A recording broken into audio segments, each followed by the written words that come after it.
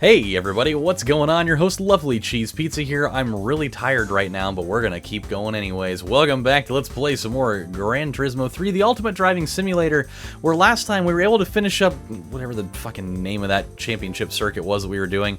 We didn't go 10 for 10 like I was hoping, even though that can be lofty expectations at times, but we still won the tournament. We still got a really cool Ford GT40 race car that I super plan on using at some point. And as far as game status goes, we're actually almost to the halfway point. Win ratio at 87%, so we're still exceeding expectations there, and I'm super down with it. And I think we're kind of hitting our stride right now. We're starting to get a little more comfortable with the way we're riding with these cars. I'm liking it. And we're going to do things a little bit differently tonight. Usually what happens is when I do a championship circuit of any kind and we don't go 10 for 10 or whatever number it is out of it, I'll take, an overpowered car like the S2000 LM and we'll go back and clean up the mess. But I want to do things differently tonight. I want to start up a brand new championship circuit of some kind, and I want to do it with a car that we haven't used yet that I am dying to use. We're going to go bust out the C West Razzo Silvia tonight because, God, that car is so cool looking. Man, I can't wait to use this thing. And I don't know, for some reason, C West as a brand name just makes me feel like it should be a name for like women's handbags and purses. Primarily because there's a company called 9 West that totally does that, but that's besides the point. We're going to jump into this bad boy, and I'm hoping that there are some upgrades that can be made, because having 296 base horsepower seems a smidgen low for being able to go and do an amateur league championships circuit of some kind. So let's see if there's anything that can be done here. No NA tune-ups. Please let there be turbo kits for the love of God. Okay, we got one, we've got two. Not three, not four. Okay. Not five, not six. I'm LeBron, blah blah blah. So, 488. Okay, that's not that bad. I was hoping for maybe a little higher than that, but then again, 488 seems low for most cars. And this may be flawed logic to use, but if this is in any way, shape, or form, like the Dyson Silvia from Gran Turismo 2, that 488 is going to be the most misleading thing in the history of the world. And so I'm going to run with that until it proves that I should not do that, which could very possibly be a thing. Another thing that I was thinking about before starting this video is we're going to be going into a championship series that more than likely, I'm assuming, is going to have Grand Valley Speedway, Super, the secret stage R11 or whatever, and then also probably Tokyo R246. All very long races that up until now I've never really thought about the idea of having a spare set of tires that we can use that's going to have longer life on it. It never occurred to me of doing that, because on those races, using those T5 tires, those last 2 laps are always quite the slog, because they're running out of steam. And how many races have I had where I've had a lead and just the inability for me to corner effectively has caused that to be a real pain in the ass, where we have to ward off the fucking rally from Zeus at the end, and we either win it or we lose it. Having tires that are going to have better longevity on them, even though I'll sacrifice some grip in the early, probably first lap and a half to be able to go end it strong, I think is going to be really a super valuable thing. Also, I should, just for the sake of pageantry here, we'll go throw it through the old wet machine, give it a nice coat of goodness, and then give it a good old oil change, which I gotta take my own car to get its first oil change since I got it. So I'm pretty excited about that. Not excited about the fact that they're gonna have to actually take a look at some of the damage that's happened to that thing since I got it. And as far as car washes go, I have committed a treasonous act in the fact that I've taken that car through the car wash 4 times this week. It is, it's a travesty, and I know that I'm not supposed to do that. I know that taking your car through a car wash super often is not good for it, but it's that fucking tree that's out here, man. Whatever it is that thing has in it. They look like spoiled apples, even though I know that's not what it is. It falls out and it hits the car and it shatters to pieces, and those things end up sticking like glue to the hood because whatever resin or residue that's on that thing just adheres it there. And it took the guy like 10 minutes at the car wash to try to scrape that stuff off, and he couldn't even get all of it off. It's still on the hood, so I'm gonna have to try to explain to the people at the dealer when I take it in to get, to get it worked on. They're gonna be like, "What the hell is going on with this thing?" They're like, "I don't even know, guys. I don't even know. I probably shouldn't have leased this thing from you in the first place so that it wouldn't even be a problem, but we're doing it anyway." So, oh my God! It starts with Grand Valley, and we got. Let's see, midfield, Laguna Seca. Hey, no test course. I'm happy with that. And then it does end up with the trio. So, okay. Interesting. We're going to put this theory to work, my friends. I'm also very intrigued to see who we're going to be up against. Are we going to get the classic set of guys that we've been going up against this whole time? Or are we going to get something brand new for a change? We will see. Time will tell. Ooh, okay, we've got a couple of new faces here. We've still got Castrol Tom Supra, so he's probably going to be our main competition, I would assume. We've got that Loctite Yu-Gi-Oh! Zexal GTR. We've got the classic Mugen NSX. But we have an Arda NSX in here. That's kind of nifty. I don't know if we've ever gone up against one of those yet. And then that cool-ass blue Calsonic Skyline. Super down with all of that. I'm kind of sad, though, that we're not going to have to go up against the C5R Corvette, and we're not gonna have to go up against the Dodge Viper. Kind of sad by that, but that's okay. And they do have the right tires on. Okay, cool. Now, I say this. This is how we're gonna put this thing to the test. I say we don't do a qualifier lap, and we just see how it goes. I'm gonna be bold with this tonight, and I say if we can start from the back position and have a good, strong showing here, that's going to make me feel so much better going forward. And I think the alignment of my controller is a little bit wonky, because it shouldn't do that. I will say one thing out the gate. The acceleration on this, not too bad. I would say probably at least... Oh boy, that wasn't good. I would say probably at least equal. Probably equal to the Mercedes touring car that we were using, if not a little bit better, because that touring car... I would say at the bare minimum wasn't spectacular, if anything else. And the way that we just went through that and overtook the lead, not a bad showing.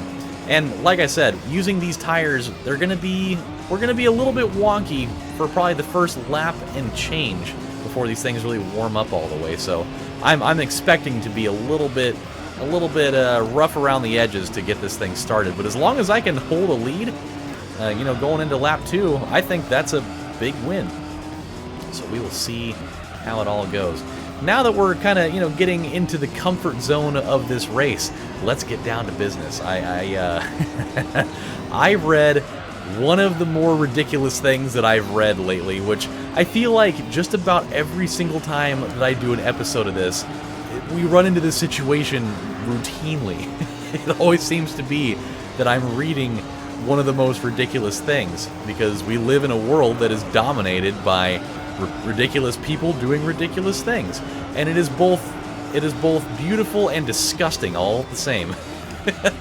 And so when I read this, I was like, the world we live in is turning into both a hilarious and dangerous place, and it really makes me never want to go to a Mexican restaurant in Las Vegas ever. So if you live in the Las Vegas area, be careful on where you go, man, because listen to this story and it'll all make sense.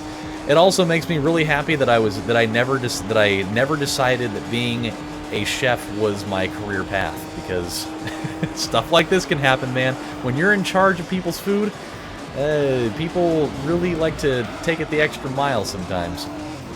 Anywho, so what happened in this story, strap yourselves in, it's a fucking hurricane. So apparently what happened is, in unnamed Mexican restaurant in downtown Las Vegas, I'm assuming, a chef for this place got bum rushed by a customer and got stabbed 14 times, all because he decided that he didn't want to give a customer double meat on his nachos.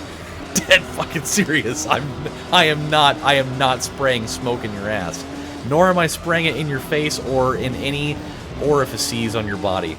Dead serious. That's exactly what happened. 100%. I will definitely go further into this. I will.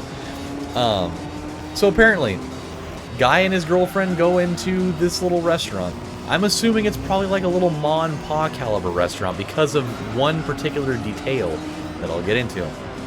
They go in there, they want to get nachos with all the fixins, you know, all the extra cheese, all the jalapenos and olives, and, you know, probably pico de gallo, or pico de gallo as I like to call it, and, you know, guacamole and sour cream, and then this guy decides that he wants double meat. He wants that chicken. He wants that ground beef. And the you know, the guy that the person that was there at the you know, he was probably like head chef and probably the dude working the night shift. Who knows? He takes it upon himself to say, no, we can't do that. It's against company policy. That is why I think it is probably like a little ma and pa spot, because you know, if it's probably anywhere else, they've probably just got fucking bins upon bins of meat back there that they can probably handle doing all the double meat for the rest of forever. But, you know, little ma and pa spot, you know, they probably have, you know, a certain allotted amount that, you know, they work with, and they probably can't afford to do double meat for everybody. So he's like, hey, I can do one or the other, but I can't do both. And instead of this guy just being like, okay, you know, no big deal, I'll just take this one instead of this one, or saying, you know, fuck that, I'm gonna go somewhere else, this guy takes it upon himself that he's like, you know what, you're not gonna give me what I want. This is gonna get fucking ugly for everybody. He decides that he's gonna go bum rush this dude in the back room, and he either grabbed a knife off of the rack back there, or he was just, you know, armed to the gills with a prison shiv that he fashioned just in case of a food-based emergency. And he goes back there and just totally overpowers this guy and stabs him 14 times. 14 times. Mind you, over fucking nacho toppings. The wrath of the wizard was brought on by nacho toppings and not getting the ones that he wanted. He gets stabbed 14 times, including 7 in the stomach, 4 in the back, twice in the head, and 1 in the arm for good measure. I mean, and he lived. He lived, and he was perfectly, you know, conscious, I believe, within like a day, you know, or just later on that evening or morning or whatever it was. And his comment was, I think, you know, this is like a paraphrase version of it, but he's like, I hope somebody finds that guy because that's really not cool. That's more or less what he said. Not, you know, not any other potential response that it could have been like, oh, I'm so glad by the grace of God that I survived, or, you know, I'm just happy to be alive, or I hope that, you know, justice is served, and or I just want to get back to work. You know, you get plenty of people that are just workaholics, and, you know, they have some sort of traumatic injury and they just want to go back to work, you know, trying to provide for the family or whatever. This guy's just like, I hope they find him because that's pretty fucked up. More or less. He's totally not wrong though.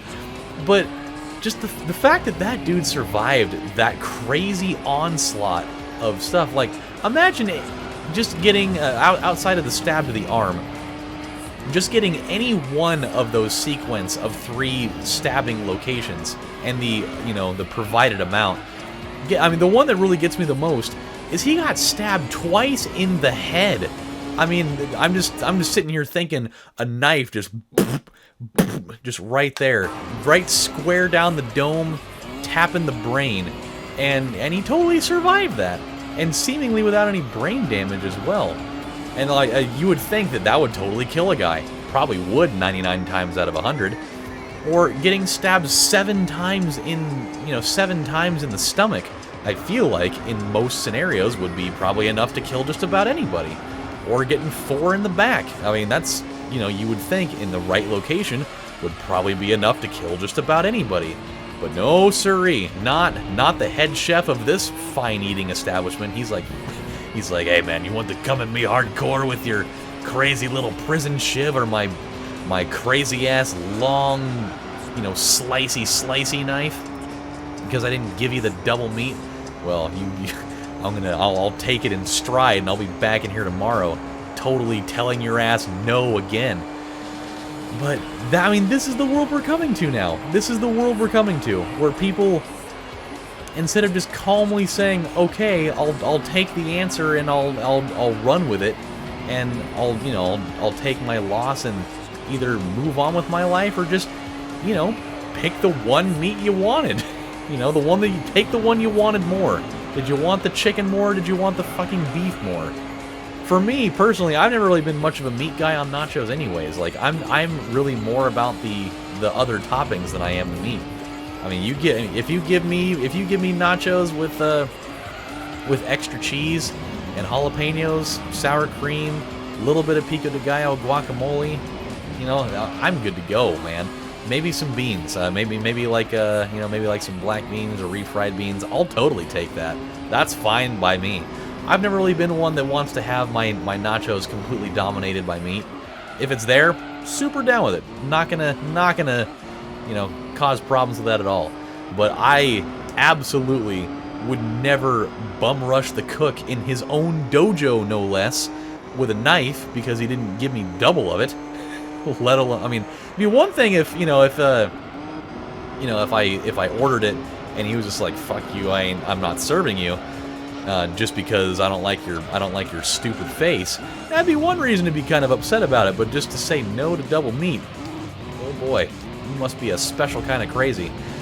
But hey, on a side note, back related to the game and not nacho matters, look at how well this worked out. By the way, I mean, we're barely scraping. Like, we're not even to orange on these things, and we won absolutely running away. I mean, if this wasn't a flashback to the Dyson Sylvia from Gran Turismo 2, I don't know what is. I don't know what is. We won that thing by 4.5 seconds. I mean, we just obliterated the field. Oh man, I'm loving it. If it's gonna be like this consistently, I can totally see a 100% run going here.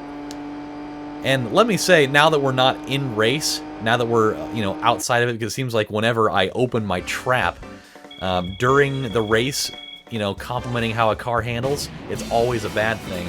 But I really like the way that car handles. It really does remind me in every way, shape, and form of that Dyson Sylvia. That car had about the same kind of horsepower. And it was like that weird intermediate sort of thing, but it handled really well, and it had really good acceleration. I love it. I think potentially we're on to something with this, and it's gonna be good. But we're gonna stop right now, guys, because it is at this very moment that I'm filming this, it is 1:42 in the morning. I've got to go to bed because I've got to be up early. I'm gonna be going to California tomorrow after work for my grandmother's funeral down in San Diego. And so I'm going to be gone all weekend, actually. So I tried to film a couple of extra things to make sure that we've got videos for the weekend. And this is where we're going to have to stop it because my eyes feel like absolute sandpaper right now. And I'm sure you guys can tell by looking at me that I look totally exhausted. So, my friends, when we come back on the next installment of Let's Play Gran Turismo 3, the Ultimate Driving Simulator, I guarantee we're going to have another weird story to talk about because it seems to happen every time. And we will move on to the next race, which I believe was the Rome circuit. So hopefully we will be able to move this car into another scenario. We'll probably put those T5 tires back on and see if we can extend the win streak to 2. So until then, my friends, this is your host, LovelyCheesePizza, saying thank you guys for watching, and I'll see you next time. Bye, guys. Take it easy.